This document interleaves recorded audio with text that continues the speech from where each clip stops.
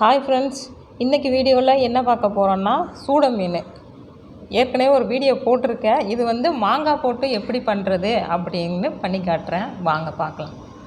இப்போ கொஞ்சமாக வெந்தயம் போட்டு கொஞ்சமாக லைட்டாக கறிக்கிடலாம். ரொம்பவும் கருக்க வேணாம். இந்த மாதிரி அளவு வந்தால் போதும். இந்த அளவு போதும். இப்போ எண்ணெய் ஊற்றிடலாம்.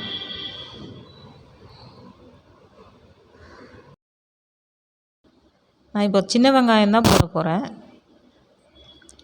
சின்ன வெங்காயம் கொஞ்சம் நல்லா டேஸ்ட்டாக இருக்கும்.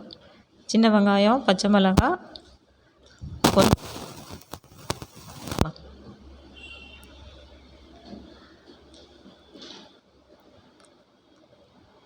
வதங்கிருச்சு வெங்காயம். இப்போ தக்காளி சேர்த்துக்கிறோம்.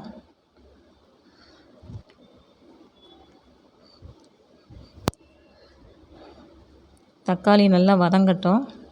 இந்த மாதிரி எண்ணெய் விட்டு வரணும். தக்காளி வதக்கிறது வதங்கிருச்சு. மீனில் கொஞ்சமாக மஞ்சத்தூள்,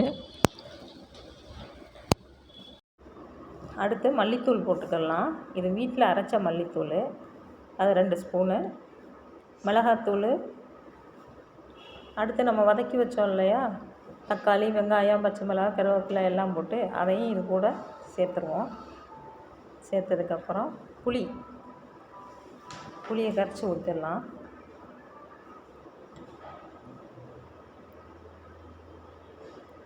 கொஞ்சம் இருத்த மாதிரி ஊற்றுங்க. கடைசியில் உள்ளதையும் ஊற்றிடாதீங்க. அதில் ஏதாவது கல், மண் ஏதாவது இருக்கும்.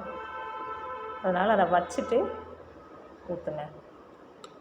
கொஞ்சமாக தண்ணி ஊற்றிடலாம்.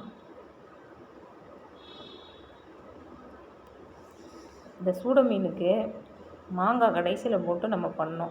அவ்வளோ டேஸ்ட்டாக இருக்கும். இப்போ அரைச்சி வச்ச தேங்காய் இதையும் சேர்த்துக்கலாம். இதை நீங்களும் இந்த மாதிரி மண் சட்டியில் செஞ்சு பாருங்கள், எவ்வளோ டேஸ்ட்டாக இருக்குன்னு. போட்டாச்சு.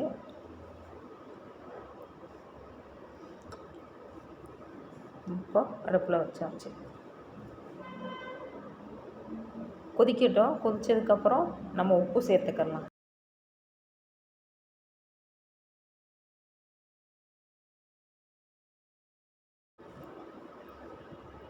இப்போ நல்லா கொதித்து வந்துருச்சு. இந்த சமயம், அதாவது இறக்குறதுக்கு ஒரு 5 நிமிஷத்துக்கு முன்னாடி நீங்கள் மாங்காய் போடணும், கடைசியில் போடணும். இப்போ தாளித்து வச்சது எல்லாம் போட்டால் ரெடி ஆயிடுச்சு. தாளிக்கிறதுக்கு என்னென்ன வேணும் அப்படின்னா, வெறும் வெங்காயம், கருவேப்பிலை, அதை மட்டும் வச்சு தாளிக்கலாம். தாளித்து ஊற்றிங்கன்னா நல்லா சூட மீன் குழம்பு ரெடி ஆகிடும்.